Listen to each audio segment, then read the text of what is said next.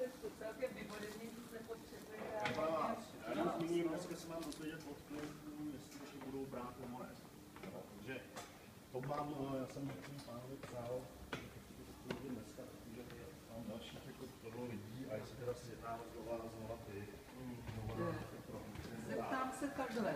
Vy dneska je něco ještě dalšího vidět a v podstatě se rozhodneme v průběhu dneška zítřka, jak s tou rezervační, když tak smlouvou nebo... Rezervaci bychom udělali standardně, třeba neděláme v kanceláři 100 000 Kč na tu rezervační smlouvu a potom vlastně kupní smlouva pak záleží, jestli přidávat advokátní úschovy nebo ne.